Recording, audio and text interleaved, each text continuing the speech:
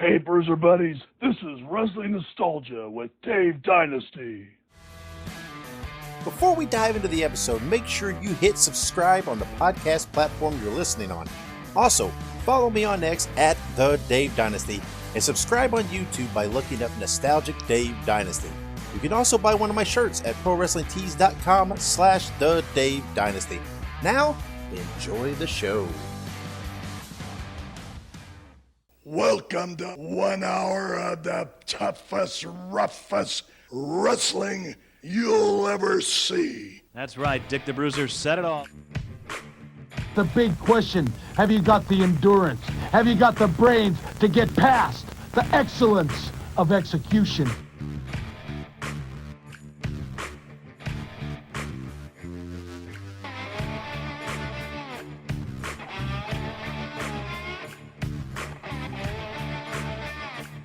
The reason why Axe and myself were put on this earth is to demolish people. Bobby Heenan, that is a very good-looking sport coat you've got on. Yeah, and I paid for mine. Mine isn't government issue. Hello, everybody. Lance Russell and Dave Brown right along ringside. By golly, we're ready to go with another big week of championship wrestling.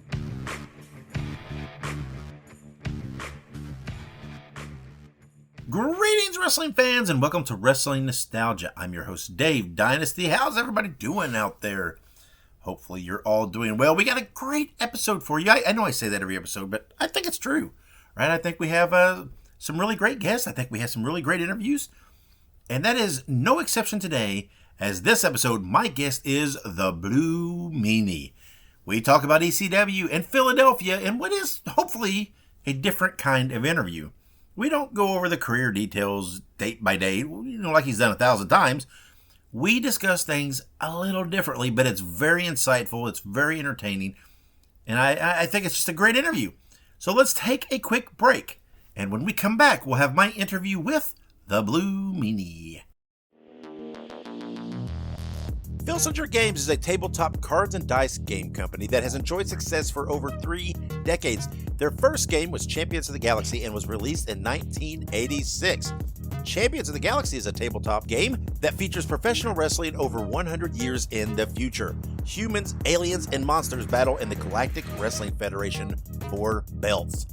Legends of Wrestling features officially licensed wrestling cards featuring stars like Ted DiBiase, Jimmy Snuka, Harley Race, and many, many more, including game sets for independent promotions. Each match takes place in real time. The action is fast and furious, and all the things that happen in pro wrestling, like cage matches, outside interference, 3-man tag matches, they also happen in the games. You have the opportunity to run your own wrestling promotion involving either real life stars or fictional characters of the future, or you can mix and match both. Visit PhilsingerGames.com for more information and to order the games today. That is Philsinger Games, FILSINGERGAMES.com to order now. If you like horror movies, be sure to check out Dave Dynasty and Ike Isaacs on the Listen to Their Screams Horror Podcast. It is available on all podcast platforms and on social media at Listen to Screams. That is Listen, the number 2 in Screams.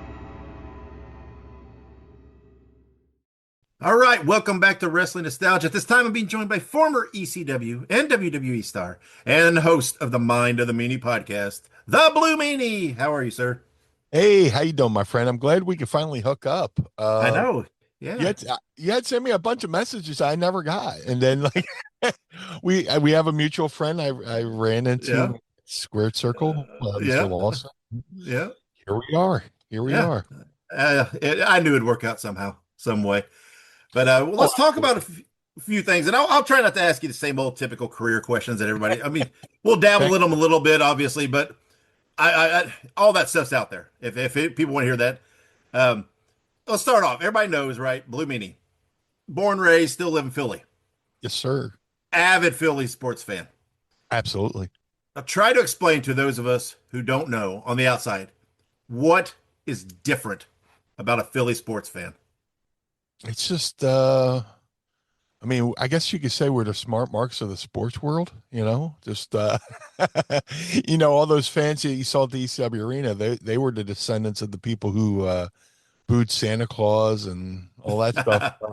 But for all the gruff that Philly sports fans get, we are a blue collar town. And going back to the days of the 60s and 70s, 50s, people working in refineries and factories, they want to come home. They just want to be entertained. They go to work and bust their knuckles, and take their work in their lunch pail, and they come home and they just want to be entertained, and they just want a return on their time. Time is their investment, and they want an return on their investment, and we keep receipts. So we're just a passionate fan base who wants to be happily distracted. Whether you win or lose, just please show some effort. Even if you lose, if you showed that you fought, we'll love you forever. I mean, the most beloved team in Philadelphia history is the 1993 Phillies, who lost the World Series. But the fact that they had so much character and grit, and they look like they could be at the bar with any one of the Philadelphia fans, they endeared themselves to us. So Philly, will love you forever as long as you show some effort. Yeah, man, I love that '93 Phillies team. I was always a huge John Kruk fan. Love Lenny Dykstra. Yeah. And all those guys, man. It's Darren Dalton. I love that. I'm a Cardinals fan, but I appreciate. That's what I like those hustle teams. That play hard. And that team, man, they left it all on the field. And whatchamacallit, I mean, we're so fortunate. Philly fans have been fortunate to have great announcers, and John Kruk does the play-by-play for the TV portion now, and he'll say something right out of left field. He's entertaining when my wife's laughing along, because she's a tough cookie too. She doesn't impress easy, but we'll be watching something. He'll say, or he's a big wrestling fan too. There'll be a game of friends like, oh, after this, I'm gonna go home and watch SmackDown. And it's like, out of nowhere. Love him. I love him. Well, that grit, that passion, that's part of why ECW worked in Philadelphia, right? I mean, it could have only worked in Philadelphia. Yeah, I mean, if I implore you, if you have HBO Max, or go on YouTube and look up the documentary, The Broad Street Bullies. HBO did a documentary, The Broad Street Bullies. It perfectly encapsulates the city of Philadelphia and like how hardworking a city this is. And like I said before, all we want is just to be entertained. And, like I said, those descendants of the fans who cheered for the Broad Street Bullies were going to ECW arena shows, they just want to return on their investment. They could be anywhere on that Friday or Saturday, but they chose to come to the ECW arena. And I've seen people get booed out of that building. They've compared to something else. You ever see Showtime at the Apollo? People go out on stage and they know within like 10 seconds, 15 seconds if you're good or not. Yeah, they're going to cheer you or they're going to boo you. And the ECW fans were just hardcore fans. Before hardcore meant blood and all that stuff, hardcore fans meant you would spend your last dollar to buy a ticket. You would go without food for a day, just as long as you could buy that ticket to that show. That's what hardcore fans meant, but got associated with, barbed wire and tables and chairs, which is a whole nother situation. But that was the ECW fan. And the thing is, I was the ECW fan in the crowd before I went to ECW. I was going to shows as a fan. And that was kind of my cheat code. Once I got into wrestling and I got into ECW, I kind of had a cheat code of, I knew what the fans liked because I was one of them, Yeah. I was going to bring that up, right? There's all kinds of shots from shows where you could see, Meanie in the crowd. So you were there. And speaking of that crowd, there was it's kind of one of the first cases where the crowd is part of the show, right? The crowd is a character of its own, but within that, there are characters, right? There are the regulars. Yeah. That attended. Did you, I don't want to, hurt anybody's feelings or anything else, but did you have a favorite of the ECW fan personalities? Oh man, just the fan base as a whole. They had Hat Guy. There was a Faith No More guy. Who's the guy who came down from New York? Yeah. There was Bob and Sarge. Bob McGee, John McGee. John McGee looked like Sergeant Slaughter. There was a guy who kind of disappeared, but he was Mark from Cherry Hill. He'd be ringside taking, photographs and stuff like that. Just characters, man. There was something special about going to those early ECW shows. You walk into the building, you smell the popcorn because they had the concession stands, and you're waiting for the show. You hear the rumble of the muffled conversation of people talking, and then Bob Ortiz would come out. And this is like the early days before they started really selling tickets, and they're like, Bob Ortiz would get on the mic and go, "All right, ladies and gentlemen, if you want to be on TV, I'll fill the bleachers." And people who are like underneath the camera, they would implore them to get on the other side so the crowd would look more full. Yeah. But as time went on, the word started to spread, and then they started selling tickets. But that crowd as a whole, I always compare the ECW crowd to the Rocky Horror Picture Show. Yeah. People know the songs, they know the dances. They're dancing in the aisles as the movie's playing and stuff like that. But it was just a breed onto its own. I always said the ECW locker room was like the land of misfit toys, but the crowd was just a bunch of misfits in their own way. And I mean that in the most lovingly way. Yeah. But it was a magical time. Yeah. And I'm sorry, go ahead. No, I was going to say, you mentioned the hardcore thing, and that's something that's always frustrating me too, because I feel like people who just lump in ECW, with the death match and all that stuff, I don't think they truly watched ECW, or at least not enough, because ECW, was there blood and weapons? Yeah, sure, but it was such a mix, right? You also had some of the greatest technical wrestling I've seen on those shows. The high flight. There was just something for everybody on those shows. And anybody who just labels it blood and guts, I don't think they were really paying attention. Well, I mean, ECW did a lot of revolutionary things, but we borrowed from other people. ECW borrowed from Memphis, where, the home of the concession stand brawl. And, we started working with, I wasn't with the company at the time, but ECW started working with FMW. Bringing guys over from FMW and doing some of that crazy stuff. And ECW definitely gets maligned with deathmatch stuff, but the guys who are doing the hardcore stuff, the tables, chairs, and stuff like that, they knew how to work it. You know, right? You take a Tracy Smothers, you take a Tommy Rich, or guys who've been around, and working with the Terry Funk, and you get that mixed in with the younger audience. Everybody thought we were legit, like shooting on each other, but we were working it, and we're trying to. How do you stand out when the two biggest companies are WWF and WCW? You got to do something different, to draw them in. Which is why I truly believe if ECW would have stuck around, it would have became more of like a Ring of Honor. I think it would have evolved into something totally different. But sure, if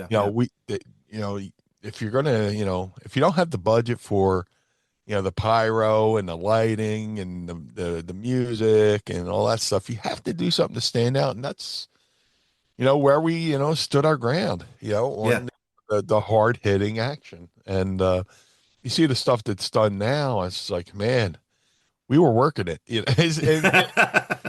I'll say stuff and people are like, well, you were at ECW. I was like, well, that's how I got my opinion. That's how I said, maybe, New Jack really wasn't stapling people. He would put a piece of bubble gum on a bag of $1, put it in your forehead, hit the clicker, and you would sell like you got stapled. You weren't really getting stapled, but brother. Yeah. And I don't want to rehash everything here, but I do want to talk a little about the formation of the Blue Meanie character, right? Because I've always been fascinated, and maybe you told the story, and I apologize if you have, but obviously you were trained by Al Snow.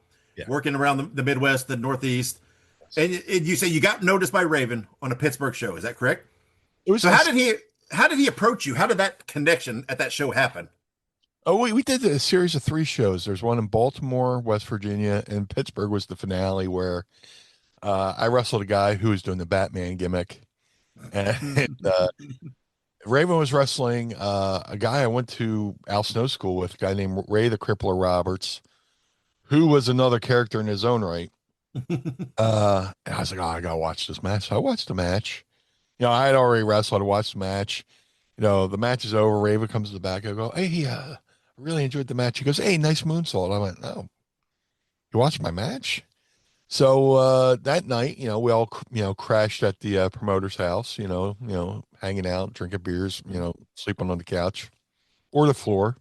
Mhm. And next day we went out for lunch, a little Chinese restaurant around the corner. That's where he approached me for the character, just to be Stevie's lackey. And I was like, sure. I mean, yeah. He's like, I was like, I'm going to be in ECW, right? He was like, yeah. He's like, you're have to wear a half shirt and Daisy Duke. So I was like, but I'll be in ECW, right? He was like, yeah. I was like, I'm in. I'm in. So I debuted October 94. No, October 95. That footage got scrapped because that was the night of the fire incident with Terry Funk and Cactus Jack. Mm-hmm. So between the October show and November show, we go back out to Pittsburgh for the same promoter, to Norm Connors, who I owe a lot of my career to. And driving home, it was me and Stevie in a tag match, working on our chemistry. And driving home, we're driving through a blizzard, and Raven came up, pitched the idea for the Blue Meanie character. I was like, he's like, "Did you ever see the Blue Meanie? Did you ever see the Yell Submarine?" I was like, "Yeah, I was a kid, Yeah, do you remember the Blue Meanies?" Yeah. He's like, "Well, you're going to be the Blue Meanie, and you're going to love it. And you're going to want to paint your whole body blue, but just do your hair." And I'm like, "Bobby and ECW, right?" He's like, "Yeah." I'm like, I'm in. You don't have to sell me. And we went to his house, took a nap, woke up, went to Blockbuster, rented the Yell Submarine, and he helped me do character study on it. And where he would have me stand in the middle of the living room, and he was sitting in a chair, and he said, "Blue Meanie, do a promo on this. Blue Meanie, do a promo on that." And then character, I would have to do a promo. Yeah. And he pitched it to Paul, and I'd been coming around to ECW shows with him, and so everybody's familiar with me. And we were off to the races. I debuted November to the first day with the new mouth. November to Remember 95 was my debut, which was very symbolic because Stevie brought me over to guardrail, which I had been a fan in the crowd, so it's like me going to a Phillies game, and they're like, "Hey, you want to take a couple of bats?" Sure, why not? Yeah. So it's fascinating because I know from hearing you talk, right? You're more of a metal hard rock guy, right? Van Halen fan, correct? Oh, absolutely. Yeah. Yeah. Well, some days it's Van Halen, some days it's Slayer, some days it's Britney Spears. Who knows? Okay. So were you a Beatles fan at all? Very loose. I mean, I liked them. I don't think I had any Beatles records, but I didn't hate them. You were so happy that you were going to get this role in ECW that you could care less that this odd Blue Meanies thing from a cartoon from 30 years ago. You're like, whatever, let's do it. It's like when they gave Dusty the polka dots. Make it work. He's like, I'm going to make this work. Steve Austin, he didn't want to be the ringmaster, but it was a foot in the door. Yeah, and it evolved into Stone Cold Steve Austin. Not that I'm putting myself in the shoes of Dusty Rhodes or Steve Austin, but I've see people cut their career short or cut opportunities short just by going, "Oh, I can't do that." Why not? If you're not willing to do something, then it's when I coach younger wrestlers, younger guys will come up to me in the locker room. I always say, be the talent that's told to tone it down, not the one that they have to motivate to do anything. And they give you something to do, go full bore. I mean, unless it's something that's really going to harm you, give it a shot. If it's just a thing of a character. As long as it's not like doesn't go against your morals, it's just so crazy, but just give it a shot. God knows what it could turn into, Yeah. There's actually a recent quote from Chelsea Green, and I'm kind of paraphrasing, but she says that very similar thing, right? That she's getting all this TV time because she was doing things that other wrestlers didn't want to do or turn it down. And these things, and she was like, "Fine, I'll do it. Bring it to me. I don't care. I'll do it. It's going to get me on TV." And now look, and look how her roles expanded, and you got to take what you can get, make it work for you, and do your thing. So, at what point do you know? And maybe it's not a specific point. What point in the process did you feel like the Blue Meanie was you, and it was now yours, and not just this Beatles derivative thing? Was there a point where you felt like it kind of flipped for you a little bit? I didn't notice it when it happened, probably when we started doing the parodies. I grew up a big fan of comedy, whether movies or stand-up comedy, and I brought a lot of that into my character. And I was always the class clown in school. A lot of my friends compared me to Chris Farley in high school, for the love of God, that kind of stuff, And that's why I just brought to the character, people go, "Oh, pro wrestlers are a bunch of actors." We're not actors, we're reactors. Yeah. And, I was just, let my improvisational side take over, but, there's a point where, maybe we're doing the parodies where I was like, oh, I can bring my comedic stylings into this and make it work, where, I would be the fun-loving meanie coming to the ring, dancing, all that stuff. But once the heel did something dastardly, I became serious, Yeah. So, that's, I learned a lot watching, the Public Enemy. They would do the dancing and stuff like that. But once, they got in the ring, there was a switch that flipped and they became serious. So, yeah, probably right around when we started doing the parodies, we were the Fabulous Ones. Yeah. First, and then we became the Blue Meanie Bloods, which was, Bob Eaton and Steve Regal. Yeah. And Colonel Domini and the Baron von Stevie. It's just goofy stuff. But, a lot of people would have turned that down because I want to be a serious pro wrestler. It's like, it's a foot in the door. Yeah. And the parodies are another example of that opportunity, right? Because you're doing these, people may not remember the BWO was just one of those parodies at first. Yeah. Just another one. And then, but why did it click? Why do you think it clicked with fans so much? And how did you know?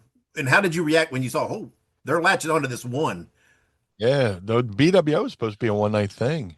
And I think the fact that we're taking, having a poke at the big two companies with the parodies, but I mean, I'd done Blue Dust, which, everything we did was with respect, but in the eyes of the fans, we're punching up.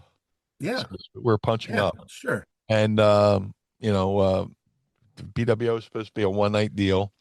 And once we got through the back, Todd Gordon was like, I think we got something there. And we started doing it around the loop and started printing up T-shirts and became one of the hottest selling T-shirts in ECW history. They were selling hundreds of those shirts a night. Yeah. And it's like, my God, it became a focal point for Stevie to get his run at the ECW world title. Yep. Now we broke off from Raven, became our own entity, and semi-main, we're co-main event at the first ever ECW pay-per-view. So yeah, and it's crazy, right? Because since then, everybody has done the whatever X World Order. Since then, I mean, everybody's got that parody shirt now, but it was different then, right? It was unique, and not only that, but it was in the moment, right? You were doing it while the NWO was on the other channel. Yeah, there was, moments where they would say there was a moment where the NWO took a shot at ECW on Monday Nitro, and the next weekend we came out. Oh, they said something about a bingo hall. So the next weekend we came out with bingo cards. They were saying stuff about us, and we were, ECW, and we were reacting in real time, and they always took it as a compliment. Kevin Nash and Scott Hall always took it, even X-Pac and Hogan as well, because I talked to everybody about it. I talked to all the NWO members about the BWO, and they all took it as a compliment. So yeah, and that's what it was meant to be. We were the Weird Al Yankovic of professional wrestling. Yeah, I mean that's part of it, right? That's part of the sport. That's always happened, right? There's always been parodies. Yeah. Even you go as far back, it's always happened, and it's nothing new, and that's part of the business, part of working. Think back in the day on was it NWA or WCW? so the Hollywood Blondes came out doing a flair for the old, or Terry Funk coming out doing a parody of Ric Flair. Yeah, that's right. Yeah. They've been done, but we just happened to get noticed on for doing it more consistently. Sorry for it's okay. And again, there's the whole WWE run. I'm not gonna go into a lot of that. It's out there again. People can, obviously a lot of but that's pretty I guess I want to say overall, it is so remarkable that this kid from Philly going to these shows, doing the comedy stuff, it got you on WWE national TV, right? I mean, how remarkable is that? I'm not undermining your abilities. Just saying, right? People that want to brush that aside as, it's just comedy crap. Okay, well, there you were, right? I mean, yeah. I always say my WWF run was just one big rebate check. They just give me back all the money I spent as a kid. But I was just fortunate, Look, when I got into the wrestling business, I got boots and tights just like everybody else, and the Blue Meanie character was something that was given to me, and it happened to work. And everybody's got to know that they have a place on the card. My spot was, if something, in ECW, somebody goes through a flaming table, and then the next thing to come out, you got to set the tone and take the vibe a different way. I came out, me, Stevie, and Nova, or just me and Nova, after Stevie left, and we would set the tone and kind of bring the temperature down. So when the next crazy thing happened, you're not burning the crowd out, and that was fine, And I think it actually gave me a little bit of longevity, So I went to WWE. The only problem with my WWE run is maybe it was a couple of years too late. My character was more for like late 80s and early 90s, right before the Attitude Era, I was a little bit more of a colorful character, So, and the thing that also kind of hurt me is I had to own my own trademark. So, they like to own their own characters. But, that's all right. Yeah, but now they got guys using their shoot names, so who knows? But I have no regrets, man. I had a great run. I wasn't supposed to make it. I grew up I grew up a severe asthmatic, and I couldn't play any other kids' reindeer games, and here I am on the biggest stage of the world. Yep, going to WrestleMania in my hometown. I mean, sure. If you wrote a story about it, it'd be like, it's a little too corny. It's a little bit too. But it happened. Too storybook, But there I was doing it. Yeah, and after after departing WWE, or they release you or whatever it is, you went back to ECW for a short run, doing the Blue Boy thing, right? Yeah, I really don't talk about it. It was just a rough time in my life. No, that's okay. Yeah. Well, my only question is, right? You stayed there for a little bit, and then you left. Then after that, though, you're doing your own thing and you're working other shows, promoting your shows. Do you remember when you heard that ECW was finished? Because you weren't there at the time, but do you remember hearing the news and what went through your mind as that being such an integral part of your career? Well, we were doing shows, and I'm not really fond of the Blue Boy character because it reminds me of ECW closing down. It reminds me of the fact that WWE asked me to lose weight. I lost 160 pounds and they still let me go. So yeah. And around that time, I had lost my grandmother. So that whole from like 2000 2004, I'm like, sure. But I'm good now. But hearing that ECW closed, I mean, I was doing shows, maybe 2 weeks before it closed. The last show was at the ECW Arena, and I mean, if they knew they were going to close, just have the last show at the ECW Arena, not Pine Bluff, Arkansas. No offense to Pine Bluff, Arkansas, but I reached out to say, hey, do you guys need me this weekend? They're like, nah, it's a small show. They don't want to fly too many people, and that's why I had heard. And then like words started coming out that the boys knew that found out that was the last show. And I just remember talking to some guy, back in the day on AOL Instant Messenger, we're just like, really, that's it? Pine Bluff, Arkansas? Again, sorry, Pine Bluff, but man, it was nice. And then of course Paul shows up on Monday Night Raw, and The bummer was, we could have finished it in Philly on a high note, and that show. I mean, the shows were still selling out. That's the hard thing. You go to New York, you go to, the theater there in New York, and shows are selling out. So it's like you have all this, these people in the crowd, and you assume the show's making money, and for it to just, go out like that was crazy. It was crazy. Yeah. It was unbelievable. But, you either, sink or you swim and you survive, and you have to go into the next thing. But I feel bad for it didn't really hurt me the way it hurt other people, because there's people who were owed a lot of stuff for a long time. When I went back to CW, I was still technically getting paid by WWE because, they gave me my release, but they still pay you the remainder of the contract while you're being released. As long as I didn't go to WCW, I was fine.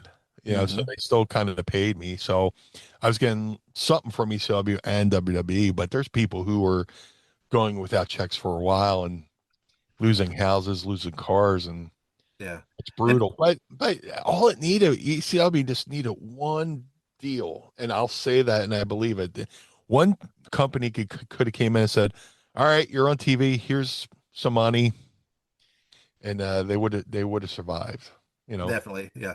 It is sad when you watch some of the documentaries that people have made and different things. When you see the, particularly, I think Balls Mahoney, right? With one of them, I don't remember which one it was, where he's at a show and people are asking him, and he's like, "Oh, I hear though it's still we're going to come back." It's just Paulie's working, and it's so sad. I mean, that's the Barbed Wire City documentary. Yeah, it's just, it's like you love that passion, that enthusiasm, but it's like balls. Yeah, it's hard because what else? Balls. What was he going to do? That was his, his thing, and it's just like I said, it needed one company, like Mike Johnson said, and Mike Johnson from PW Insider, was the ECW long timer, right? I mean, yeah, he was there through all the stages, and he was one of those wacky crowd guys. W just needed one company to come in and support it. When they got the TNN deal, TNN wasn't covering any of the expenses. They wanted ECW to have production truck quality shows, but they wanted ECW to pay for it, and it just drained the accounts, and ECW was making money towards the end, but any money that they had made was still paying for the previous year. Yep. But like I said, you get one company, one TV channel to come in and say, "All right, we want you. Here's a signing bonus," and then it would have been off to the races. Yep, definitely. What is it you think then about the nostalgia though that keeps ECW? Because it's remarkable that this company just had, honestly, there's a short run in the history of wrestling. Yeah, still the chance all the time. It's just such a remarkable thing that it's still alive in spirit. I always say ECW was the Haley's Comet of professional wrestling. It only a certain amount of people saw it for a short amount of time, but those people who saw it still talk about it to this day. And now with social media and YouTube and stuff like that, it's easy for a guy to, show his kids, Sure. And, it's a bonding thing between, a parent and a child, "Oh, this is my wrestling." And then the kid falls in love with that wrestling. And then that kid gets a little bit older, and then he's showing his friends ECW. So I think with the ironic thing about it is, if we had YouTube back in the day, ECW probably would have been okay. They could have monetized their shows on YouTube and all that stuff. But, nowadays with YouTube and, the network and, the documentaries, there's been 3 documentaries on ECW, all great, sister, brother, you can watch them back to back to back. And, they tell the same story, but from different perspectives, Sure. Yeah. That's what keeps ECW alive. You don't see people chanting AWA. You don't see people chanting, WCW. It's ECW, and it's just a symbol of hard work. Yeah. That's what it was. We all, everybody in ECW busted their ass. Yeah. Entertain the fans. Yeah. I've always viewed you as one of those guys that were on the forefront of marketing yourself. I mean, because you've done a little bit of everything, right? You've promoted shows, you've worked all over. I mean, you still are popping up on MLW, AEW, making appearances and things, and you still have shirts in the podcast and independent figures, and but you were kind of there was a few of you guys that were really on that, to me, on the cusp of starting that. You owned your trademark, you said, of knowing that, hey, I'm a business, I'm a product. Yes. I can invest and promote me. And you can do that and have a career and continue on without a contract with one of the major companies. And now it's lots of guys are getting to do that. Thankfully, it's there are plenty of guys making careers off wrestling. But I again, guys like you, Colt Cabana, some of you guys were on the forefront to me of doing that.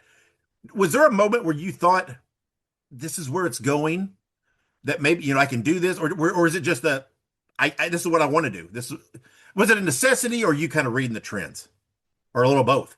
I'm just a big believer. If I don't promote myself, why? If I don't promote myself, why should anybody else? Yeah. Okay. It's theater of the mind. Even if, like, say I'm having a bad day, I wake up on the wrong side of the bed, I'm miserable. You'll never know it, because my job is to go out there and make people forget about their bad day.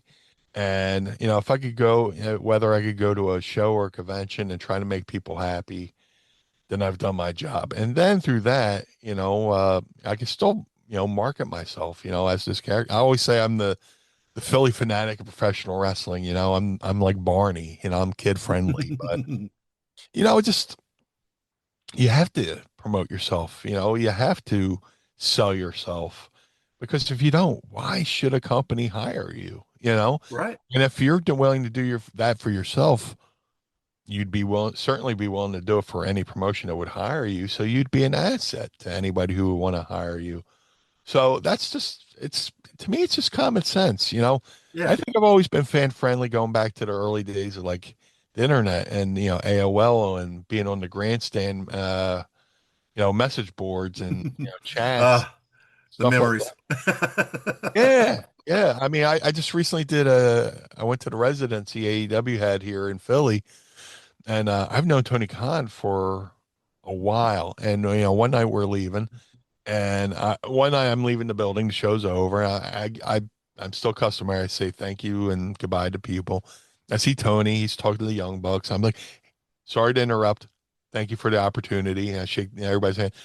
Tony, he looks at the Young Bucks and goes, the Blue Meanies know me since I was 12 years old. And they're like, what? Yeah, that's context. Yeah, but because of the,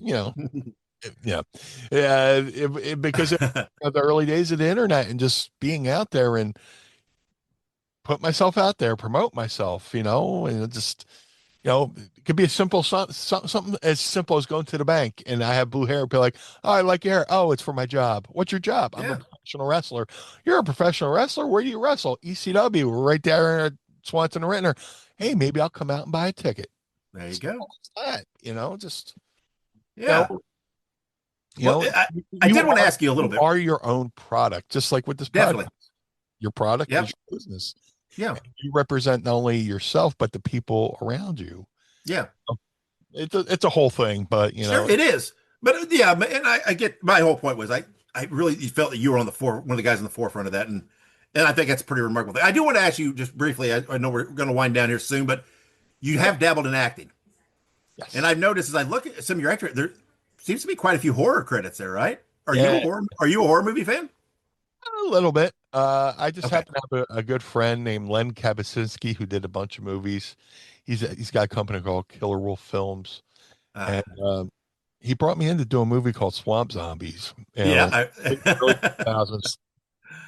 And it was fun. I mean, it reminds me of the movies you would watch on USA Up All Night, or whatever kind of like the horror host kind of shows. Son of Svengoolie, or just fun, campy. You're not going to win an Oscar, but if you can entertain people, like I said, entertain the people, and that worked out so well that he brought me in to do a bunch of other movies with him, and up there in Erie, Pennsylvania, just had a blast. And I mean, I did maybe like 3 or 4 movies with them, and then it turned into me doing other movies. I have a friend, Tommy Avalone, who did a comedy called Community College, and he always had me appear in his movies somehow, whether it's with a part or just a cameo in the background somewhere. Just it's something fun to do. It hurts a lot less, and it's just like wrestling, just without the bumps. But, Yeah. but Well, I always notice I'm an avid horror fan, so I always notice when a wrestler has some horror credits, and lots of wrestlers, it seems, do have horror credits. It's pretty funny that because horror is that got that independent spirit too, right? Where there's a lot of independent horror movies. So, my favorite one I did with Len was Curse of the Wolf, which had Leap and Lanny Poffo in it. That's and great. we were just blown away by how good Lanny Poffo was. Of course, and we're watching it. I'm watching the movie. I'm like, Lanny's pretty freaking good. It's if you get a chance to watch any of those movies, watch Curse of the Wolf. It was. I will. And it was cool just to hang out with Lanny and sure. Non-wrestling atmosphere. We didn't have to worry about, okay, what time's my match? Okay, let me go over my match. I'll see you in a second. We can just hang around and BS and talk. Yeah. Well, and one of the other things that's always resonated with me about you, and you mentioned it, right, is you're a fun guy. You always seem to be having fun, and you just said, right, sometimes you got to put, if you're having a bad day aside for that, that's got to be difficult. But especially though when you're in a business where so many guys, they don't put that aside, right? If they're having a grumpy day, it's there. They're going to make sure everybody knows, and they take it out. I watch in astonishment. I'll be at a convention. I'm at my table. I call it, I call what I do running for mayor. I'm just, hey, how you doing? Good to see you. How's your day? And so, without, there'll be somebody at my table next to me going, oh, I don't even have enough money to get home. Can you buy an 8x10? I need gas money. Like, what are you doing? Yeah, brother. It's such a unique business. I mean, it's just, you could speak for hours just on the uniqueness of wrestling. Well, as we wrap down, I do want to do one thing. Let me ask you just a handful real quick. Sure. Philly specific questions. This is, I'm not from Philly. I've not actually visited Philly. It's on the bucket list. But okay, best cheesesteak in Philly. Oh my God, that's a dangerous question. You could throw a rock and hit. How about what's your favorite? Do you have a regular? I mean, because I'm assuming, right, every neighborhood's there's probably got their favorite, right? Got a local. Like I said, it's a point of contention. People throw hands over their cheesesteaks. I recently just had Skinny Joey's, which was good. An underrated sandwich in Philly nobody really talks about is the roast pork sandwich. And there's a place called John's Roast Pork, which is right down the street from the ECW Arena. I'm 10 minutes from the arena, if that. You go to Snyder Ave, right down the street, John's Roast Pork. They have a really, really good cheesesteak. And there's also another place called Angelo's, which is on 9th Street, but they're actually moving into the same building complex as the 2300 Arena, ECW Arena. So, I mean, and of course, back in the day, Tony Luke's, which is now Tony and Nick's because of legal stuff. But I mean, you got Jones Roast Pork, Skinny Joey's, Angelo's, Tony and Nick's, and if you go a little bit down the street, there's a place called Phillips that's pretty good. A lot of good, and there's a feud between South Philly and Northeast Philly too. Oh my, we got the better cheese. Whatever. But like I said, you can throw a rock at South Philly and hit a good cheese. In Philly, we have 2 Home Depots, and they both had this place called Rocky's hot sausage or whatever, where they do hot sauce, but they also have a really good cheesesteak where they'll chop up sausage and mix it in with the cheesesteak. Total fatgasm. All right, so speaking of cheesesteak, cheese whiz on a cheesesteak or no? That's for tourists. Okay. Cheese. If you want to get a proper Philly cheesesteak, get a cheesesteak with provolone. You could get mild. I prefer sharp provolone, but the proper, a really good Philly cheesesteak, a cheesesteak with sharp provolone, broccoli rabe, fried onions.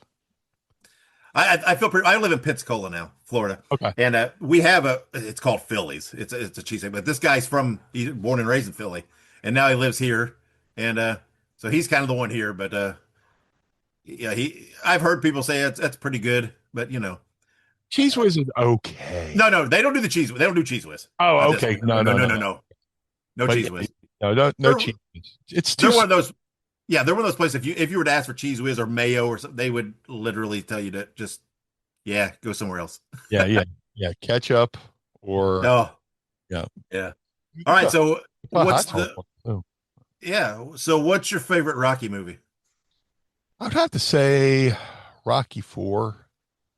Strictly for the soundtrack, it's a great movie, but the soundtrack itself is fantastic. But yeah, I have to say Rocky IV. Least favorite's Rocky V. But then again, I've watched it maybe once or twice, and I was just like, But maybe I think now if I went back and watched it with older eyes, I might appreciate it more. But favorite Rocky movie would have to be Rocky IV. Yeah, I like 4. I lean a little towards 3 just because I like the Clubber Lang, the Mr. T. Rocky Balboa was really good too, man. A lot of good quotes came out of that. Ain't about how hard you get hit, but get hit and keep moving forward. That's what the word is. That's good stuff. Yeah, your favorite Phillies player of all time? Ooh, that 93 team was amazing. It's almost like you have to take a whole team as a whole, right? How can you separate someone out from it? I'll have to go with John Kruk. Because and he's a big wrestling fan too. So John Kruk. You're muted. Oh, there you are. Okay. There you go. Okay. All right. So how about can the Eagles win the Super Bowl next season? They seem to be a every other year team under Nick Sirianni. So the first year they got knocked out in the first round. Second year they went to the Super Bowl. Next year they got knocked out in the first round. Next year they won the Super Bowl. This year they got knocked out in the first round. So my goodness, why not? Sure. I'm excited to see what Sean Mannion does as an offensive coordinator. The team seems very excited to have him as an offensive coordinator. And when people are excited like that, it seems to be contagious. So I think they can win another Super Bowl under Nick Sirianni. Available on all streaming platforms. It's professional wrestling's greatest, largest, privately owned wrestling library. All the classic hits, flips, slams, and pins of yesteryear are on one place. It's Ultimate Classic Wrestling. Check out the Nature Boy Ric Flair, Hulk Hogan, Mr. USA Tony Atlas, Tito Santana, Rick Martel, a who's who of professional wrestling's greatest spotlight stars ever to grace the squared circle, all in one place. Grab the best seat in the house for memories and mayhem on Ultimate Classic Wrestling. Hey guys, Ray Russell here. Lots of new stuff happening here at WrestleCopia. If you haven't checked out our website at WrestleCopia.com, it's a great way to keep up with the latest episodes of all of your favorite Copia programming, from the Wrestling Memory Grenade to Regional Wrestling with the Territory Talk, the Wrestling Stoop with the legendary Bob Roop, and of course all of those programs also available at your favorite podcast streaming platforms. And if you want to stay up to date with everything going on in the Copia world, all the latest news, random thoughts, fun videos, pictures, and more, make sure to join the more than 33,000 followers over at Facebook.com/Wrestling Grenade. Don't be left out. And last but definitely not least, it's what keeps the entire machine going. I'm talking about Patreon.com/WrestleCopia. We appreciate your support in helping us pay the bills to keep the WrestleCopia podcast network running and enabling us to continue to bring you all the quality programming that we offer. All right, and thank you to the Blue Meanie for coming on the show. What a great guest. We had a little issue there at the end. My signal dropped out. It started storming all of a sudden. Thankfully, it was right at the end when I was just getting ready to close the interview out. And it's just like all of a sudden, bam, it was storming. My internet went out, and things just dropped. It was crazy. I couldn't get back on. But hopefully, maybe I can have the Blue Meanie on again in the future and discuss a little more, right? He's a great guy to talk to. Guys, make sure you follow me on social media. I'm on pretty much all the platforms. Just look up Nostalgic Dave Dynasty or at the Dave Dynasty and you can find me. Also, be sure to subscribe to me on YouTube for lots of classic wrestling content, plus all of my various podcasts. Go check out all of the other WrestleCopia Network podcasts. You can find the individual shows on all your favorite podcast platforms, or you can visit WrestleCopia.com. While you're checking things out, be sure to also go check out my friends at the Ultimate Classic Wrestling Library. Visit ClassicWrestling.net to sign up for your account and then download the app on all of your devices. Guys, make sure you follow me on social media because I'm going to announce next episode's guest in the near future on social media.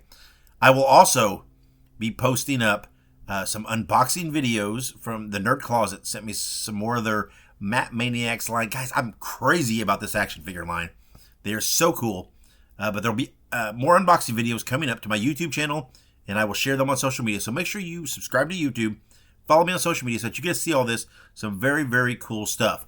But until next episode, guys, wherever you go, whatever you do, be good, be safe, and always keep on growing. Fans, we brought you All-Star Championship Wrestling. This is Sam Manager thanking you for being with us and saying until next time, so long, everyone.